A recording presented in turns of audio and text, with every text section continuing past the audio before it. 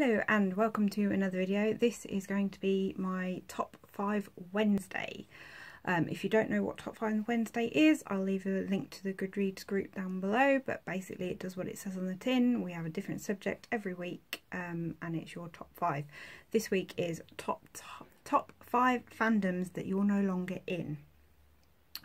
This is actually really difficult for me, and other than one, all 4 are television shows and then 1 book series slash movie, but I'll get to that. So yeah, basically the top 5 fandoms that you are no longer in, and my first one is Glee.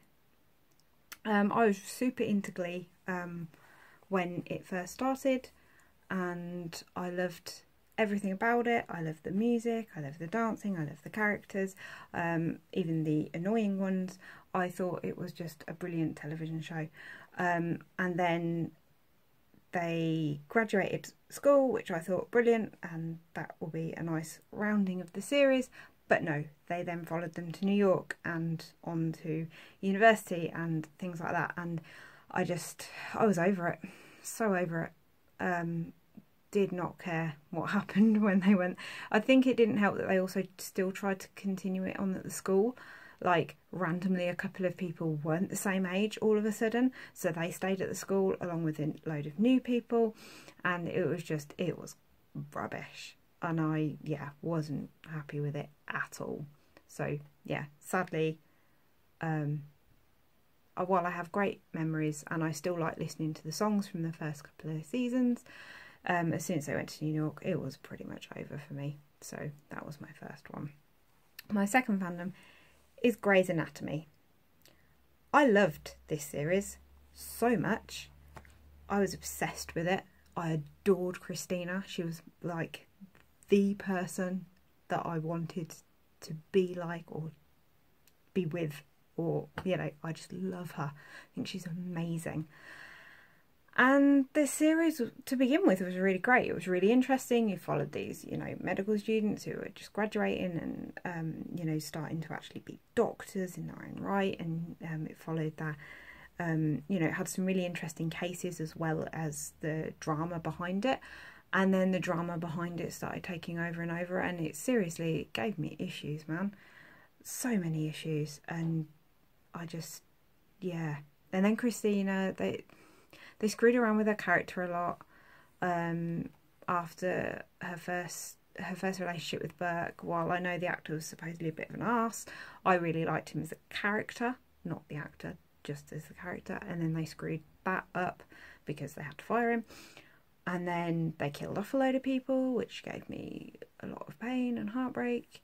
And then they screwed around with Christina's character. They just made her so pathetic for a while with Owen, and it was just not her. And then I heard that Sandra Oh was actually leaving the show, and she was pretty much my only reason for continuing to watch.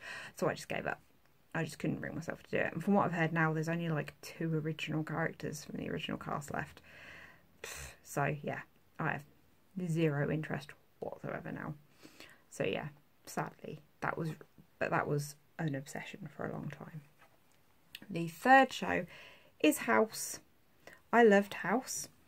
I thought the show was really clever, especially the first couple of seasons.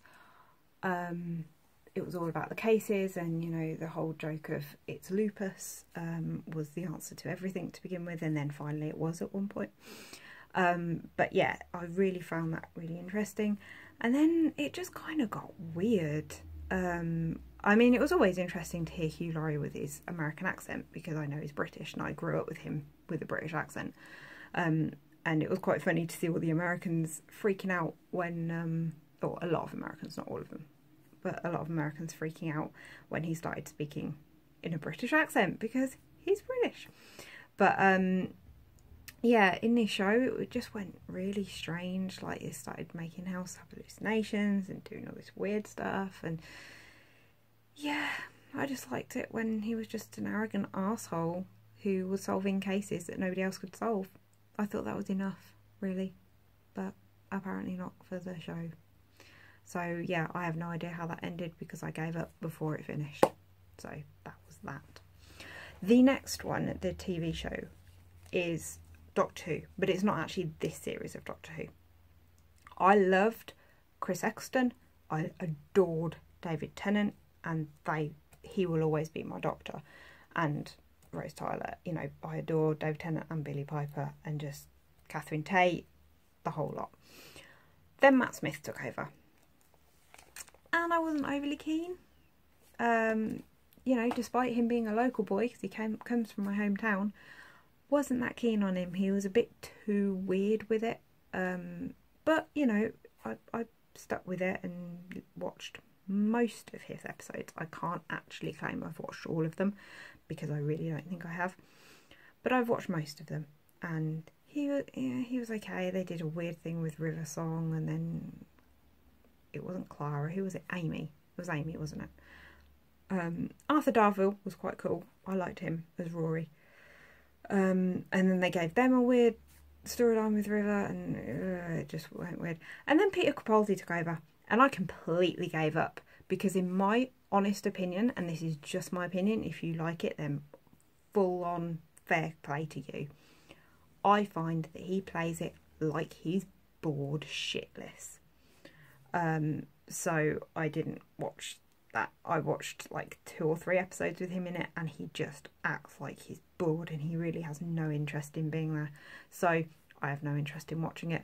And to be completely honest, I'd rather keep my memories of Doctor Who being Eccleston and Tennant, and just have that as a thing.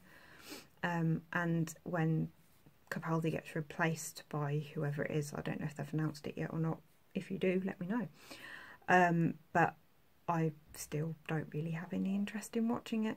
So yeah, sadly that's one that I was completely obsessed with. Like, went to conventions, met the actors, everything. Really obsessed with it. And now not so much. And the last fandom on my list is Twilight. The books I didn't particularly like. I don't think they're well written at all. Again, if you really like them, then fair play to you. I'm glad you find enjoyment in them, but I just think they're really badly written. But I really liked the film adaptations. I found they were really easy to watch, and I enjoyed the secondary characters, because even in the books I was more interested in Carlisle and Esme's relationship than I was in Bella and Edward's, because I really like the idea of her having been a mother and lost her child to then become the mother of this group. I thought that was really interesting. And of course in the books she's older than most of them. So I really liked that dynamic. I liked her being the mother of the group, and how her and Carlisle are just really sweet and lovely, and almost like just a normal married couple, except they're vampires. I even went to Twilight Convention to meet some of the actors, who are actually lovely people. But yeah, I just sort of lost interest as I got older. And yeah, now I have the books on my shelves because they look quite nice as a set on my shelf, but I don't think I will ever want to reread them. And although the first film, I have to admit, is my go-to film if I'm feeling like really crap and just want something easy in the background, I'll throw that on. Don't have an issue with that. But it's not something that I would say I'm in the fandom anymore or obsessed with at all.